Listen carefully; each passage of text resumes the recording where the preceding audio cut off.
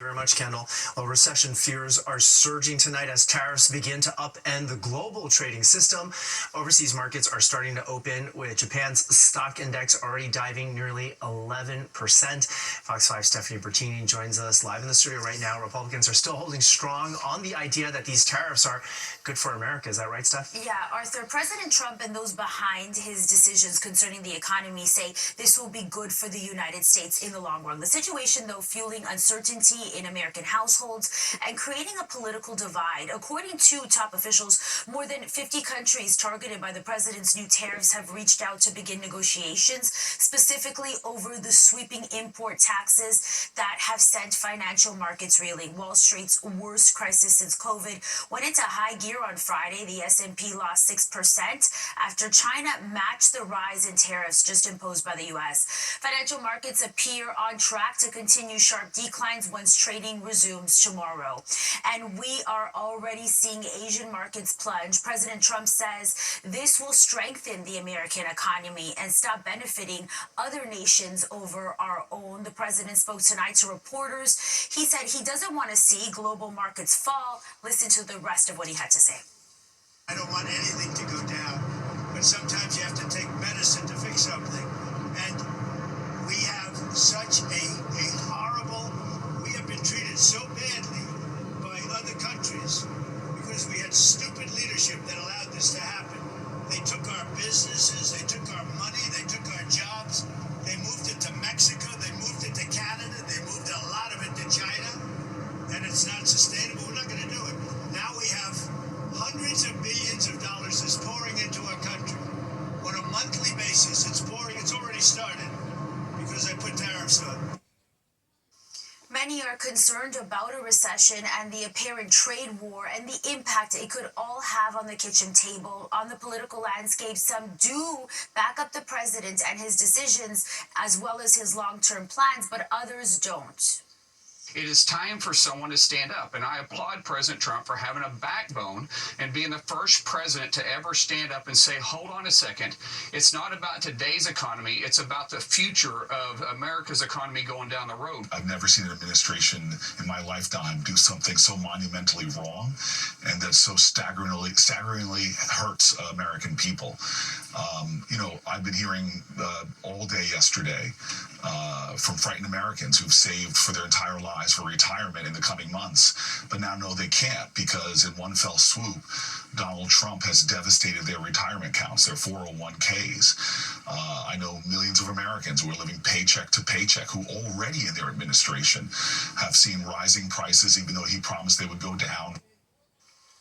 And the president said today that he won't back down on his sweeping tariffs on imports from most of the world unless countries even out their trade with the U.S. Arthur. Thanks very much, Stephanie. With so much happening on this, you can stay up to date on this story and our other top stories by downloading the Fox Local app, which is free in your phone's app store. Let's bring in meteorologist Audrey Puente now for our first day. A second unvaccinated child has died after contracting measles. The death comes as the measles outbreak in western Texas continues to get worse. They have nearly 500 known cases at this point. Several other states, including New York, have confirmed cases as well. The U.S. now has more than double the number of measles cases than in all of 2024. Pope Francis making his first public appearance at the Vatican since he was released from the hospital. The pontiff appeared in St. Peter's Square in a wheelchair there for a special Jubilee Mass for the sick. Francis waved to the crowd of faithful as he was escorted to the front of the altar. Back home at St. Patrick's Cathedral, Archbishop Timothy Cardinal Dolan is calling his recovery good news. I've been thinking and praying with him and for him so much, and I can imagine what he's going through because he loves to be with people, and it's hard to keep him down. So even though the doctors, I'm told, have been very strict that for 2 months you just need complete rest and rehab, and but I'm sure he must have, when they went to get a cup of coffee, he must have snuck out, and I'm glad he did. We need him. Well, Pope Francis spent over a month in the hospital fighting, amongst other things, pneumonia. We have sad news to report in the entertainment industry. According to reports, actor Jay North, best known for playing the title role in the hit 60s sitcom Dennis the Menace, has died. He rose to stardom as a child before leaving show business altogether in 2003. He also helped counsel former child stars and served as a correctional officer in Florida. He had reportedly been battling colon cancer for a number of years. Jay North was 73 years old. A passionate plea from 9/11 first responders. No organized entity has done more harm to the 9/11 community than this administration. Their stern message tonight to the White House and Elon Musk for cutting the World Trade Center health program.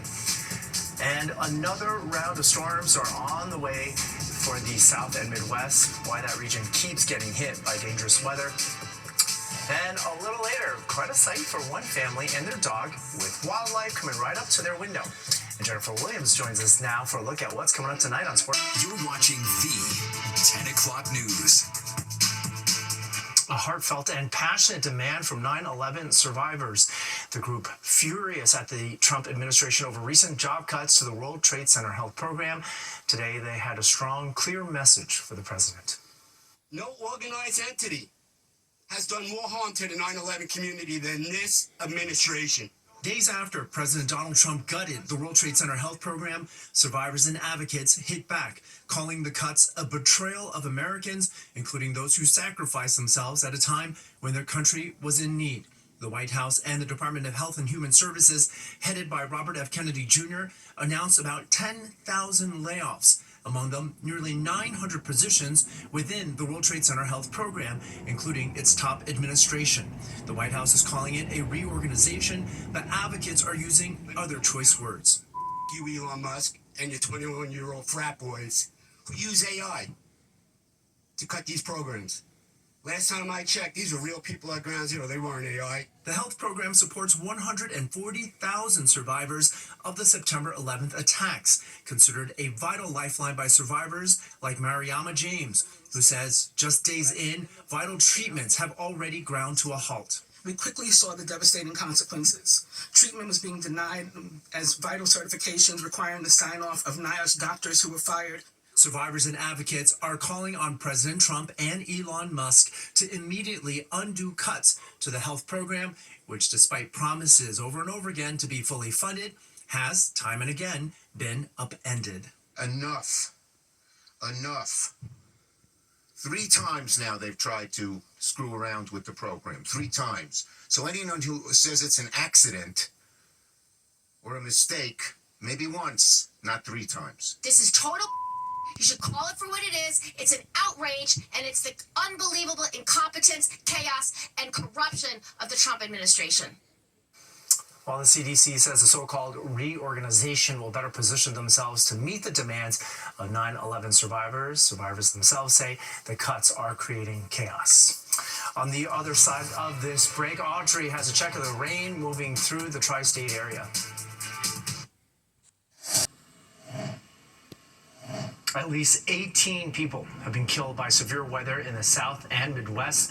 Today, rivers continue to rise and flooding worsened across multiple states after thunderstorms, heavy rains, and tornadoes slammed parts of Kentucky, Tennessee, Alabama, Georgia, and Florida. All this since Wednesday. Forecasters predict parts of Arkansas, Missouri, and Tennessee could also face catastrophic flash flooding through tomorrow. Warmer temperatures and unstable atmospheres and excess moisture are triggering those recent storms. Audrey Fuente is here with our forecast. You say, luckily, it's coming our way, but we don't see the brunt of it. Right, and that same storm system was training over the same areas, and that's why they saw such devastating flooding over the last several days in that part of the country. Yes, that same system has brought us all the cloud cover across the region and is now bringing rain into the tri-state area.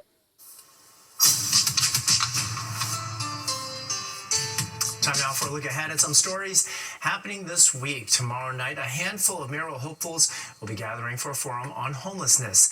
It is being led by the Family Homelessness Coalition, National Public Housing Network, and City Limits. The group of candidates will be questioned on how they plan to help end the homeless crisis. According to the organizations, more than 130,000 New Yorkers are experiencing homelessness. Tens of thousands of them are children. Woodhaven, Queens kicks off their restaurant week tomorrow. It runs through next Sunday. There are 19 participating restaurants, including Dominican cuisine, traditional Mexican food, and classic New York pizza. And there's more for foodies to love in the world's borough. The Queens Night Market kicks off Saturday at the New York Hall of Science in Flushing Meadows, Corona Park. It is open from 4 in the afternoon to midnight. The Queens Night Market will run almost every Saturday through the end of October.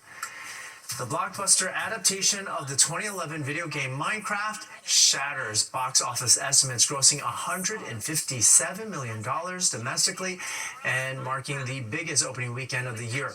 The film broke the record for a video game adaptation previously held by the Super Mario Brothers movie. We're going to be right back, but first let's take a look at what you need to know about tomorrow's commute. Check out this tense animal stare down in Washington State. Stacey Goss caught a bald eagle peering intently through a sliding glass door at her dog, Gnocchi.